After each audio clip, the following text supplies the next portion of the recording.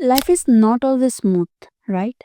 কখনো কষ্ট, কখনো হতাশা, কখনো মনে হয় সব দরজা বন্ধ। কিন্তু আসলে কি কোনো উপায় নেই?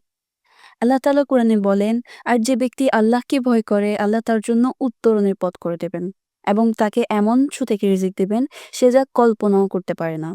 সূরা আত-তালাক ২ থেকে ৩ নং আয়াত।